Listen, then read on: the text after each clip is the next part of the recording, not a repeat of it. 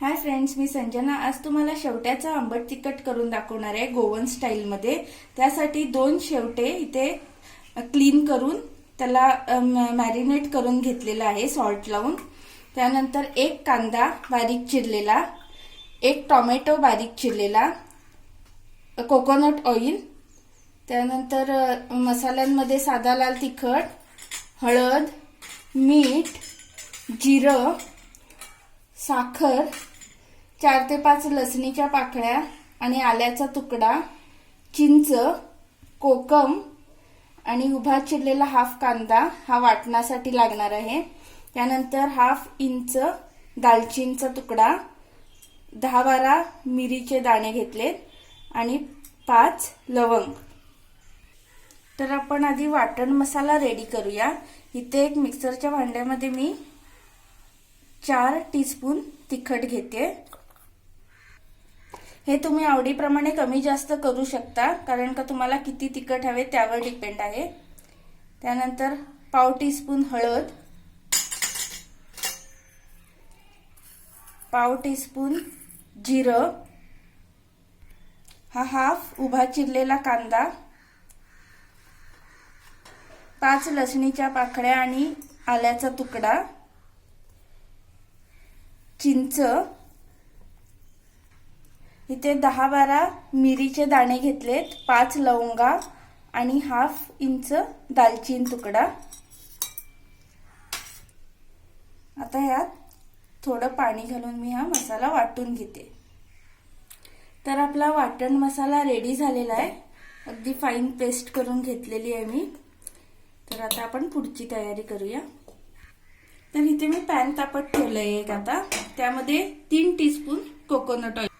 इथे मी कोकोनट ऑइलचा वापर केलाय, तुम्ही रिफाइंड ऑइल यूज करू शकता। हा 1 बारीक चिरलेला कांदा घालते। तेल तापलेलं आहे,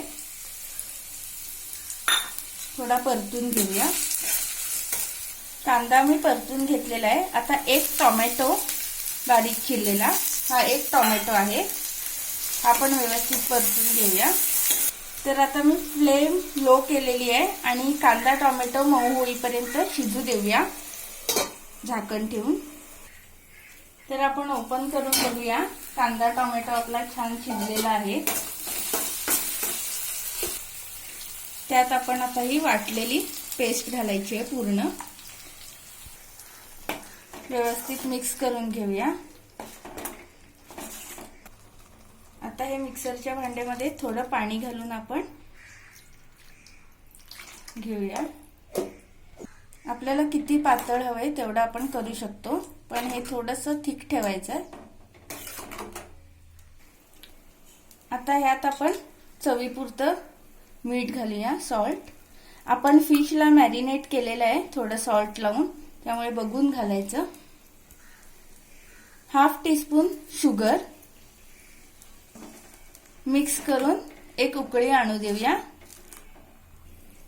तर मी मीडियम फ्लेमवर एक उकळी द्यायला ठेवलं होतं, उकळी आलेली आहे। आता आपण ह्याच्यात फिश घालून घेऊया।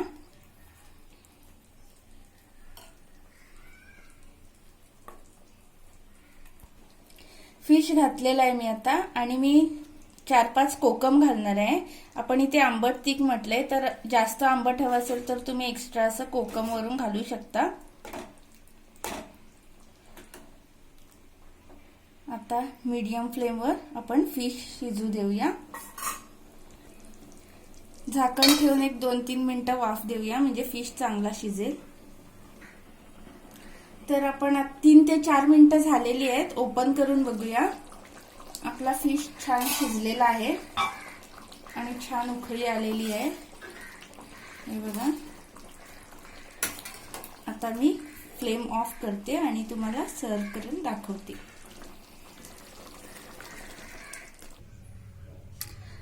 सो फ्रेंड्स, आपलं गोवन स्टाईल शेवट्याचं आंबट तिखट रेडी झालेलं आहे। तुम्हाला ही रेसिपी कशी वाटली नक्की सांगा, नक्की ट्राय करून बघा आणि कमेंटमध्ये नक्की लिहून कळवा की कशी वाटली म्हणून। जे नवीन पाहणारे आहेत त्यांनी सबस्क्राईब करायला विसरू नका।